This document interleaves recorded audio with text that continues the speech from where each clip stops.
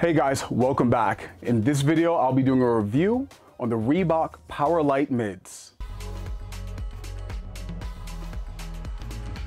These were first introduced in the late 2000s, and due to overall high demand, they frequently were out of stock, and a few reissues and even a redesign had led to what we have now, which is the 2021 version of the Reebok Power Lite Mids.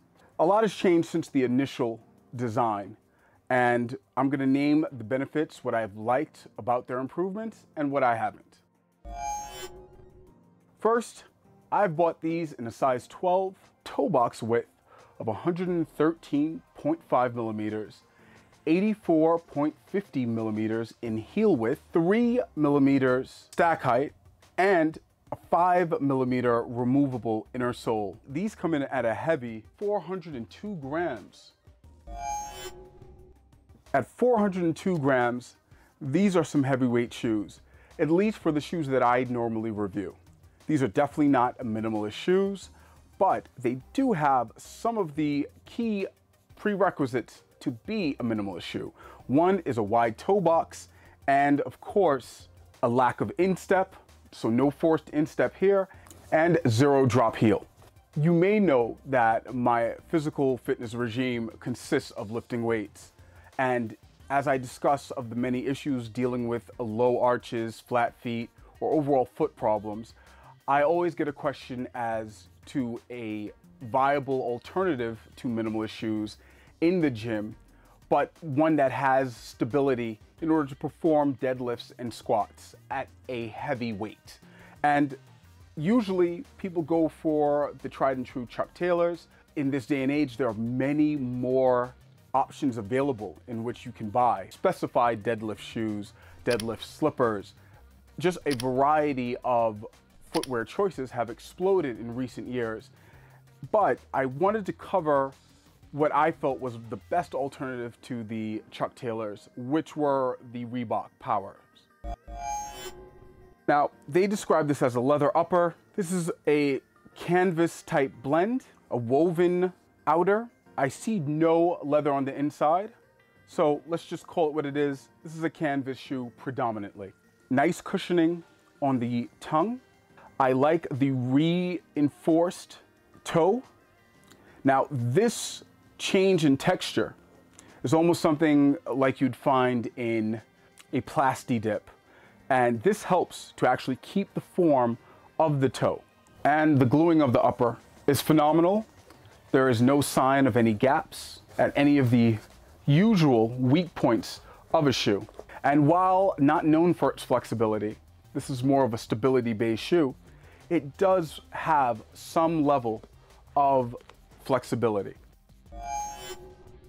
Very wide toe box, allowing for ample room in order to maneuver your toes, to root your feet into the ground when performing heavy and extreme exercises, such as the deadlift. I like the eyelets.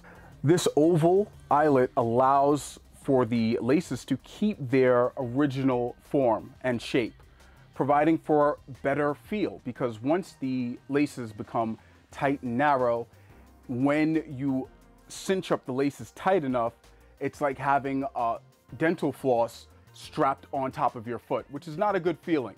Instep eyelets for extremely sweaty feet, which mine are, so I appreciate the ventilation. Again, this is a zero drop shoe, so there is no heel elevation, which is a great thing, great for stability. One of the greatest aspects of these shoes, especially in terms of performance, is these side bolsters, right? This lateral edge that is both on the forefoot and on the heel. They allow your foot more stability by countering the rollout that happens many times when you're lifting heavy weights. And so for that alone, this shoe is worth it over a Chuck Taylor, which predominantly just rolls out. And you can see that on many seasoned lifters, when you see their shoes, that there is a heavy supination of their feet.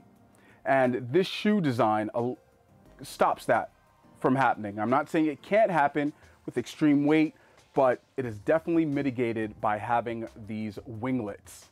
Another feature that I like is the cushioning on the ankle, the Achilles portion. Reebok did an excellent job when it came time to do the sole. Now, this is a purpose-built shoe. This is not for running, jogging. This is not for archery, tennis. This is specifically made for powerlifting. Within the confines of a gym is its sole purpose. It is not versatile enough to have much use outside of a gym. Now, you can see by the design of the sole on the outer sole, these cylindrical points, all sharing surface area on the outer sole, allow for immense grip. Trust me, these things grip well, and added with the lateral wings to prevent rollover or supination, this is an excellent combo of grip and stability. Now, with that high level of stability, of course, there's not much flexibility in these shoes at all. The most that you can ask for is to be planted firmly, that your feet do not move at all. That is basically what these shoes offer. The ability for once that your foot is grounded, that it never moves again until the lift is finished, which when you have a few hundred pounds on your back is an excellent point. Now, they do have what I hate about the shoe, which is the 5mm inner sole. But of course, these are removable, so that's not a big problem. Once you take these inner soles out, there is an exposed footbed, which may give you problems in the long run, especially if you lift or wear these shoes without socks. Eventually, in time, the threading that is exposed may fray. And that's just something that you have to be prepared for in the long run.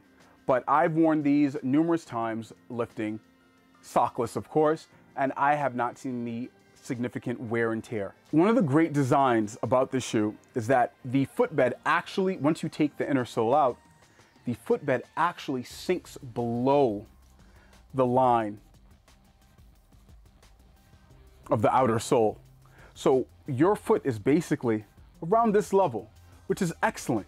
And you can feel that because once you sink the heel in, your heel will never shimmy again once you've rooted it. And that's an excellent job in terms of design on these shoes. In terms of overall looks, people will know you're serious about weightlifting, but fashionable, not so much. It is all about the utility and not much in terms of fashion.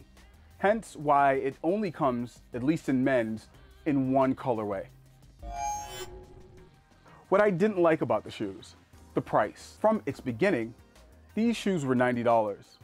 And I guess, yes, we can account for inflation, but now at $120, and with the multitude of competitors that are in the market, I don't really see these shoes commanding such a high price point. They are highly sought after, or they were at least. But in this day and age, and with this re-release, I'm not sure that they'll hold up as well as they did in the past. Remember that when these shoes came out, they were the only shoe of its kind, the only purpose-built powerlifting shoe that existed. Now in 2021, there are numerous competitors vying for purpose-built powerlifting shoes. So where does this shoe stand amongst them?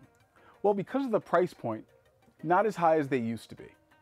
And with that, there are smaller, more purpose-driven manufacturers for around the same price. Now, one of the problems that I had with the shoe is through this design, there is not much ankle support. No matter how tight you cinch these shoes, because of the design from the lower point to the upper, there is no articulation for you to cinch the ankle. Unlike what is designed in wrestling shoes or a few other powerlifting shoes, this doesn't allow for great security or stabilization in the ankle region. Another thing I didn't like is the sizing. I ordered these in a size 12. It's obvious that these shoes need to be at least purchased in a half size smaller. If you're at home purchasing them, they do run big. So be careful of that. Overall, this is a quality shoe. Even at the price of $120, I still believe that there is value, sufficient value in order to purchase them. But if you are in the market for a powerlifting specific shoe, I would urge you to look at the competitors first before pulling the trigger on these shoes. If you're looking for a great alternative to a Chuck Taylor's, albeit more expensive, these shoes are a great choice. Again, this is Grown and Healthy, the channel where we explore self-improvement through movement. Thanks for watching.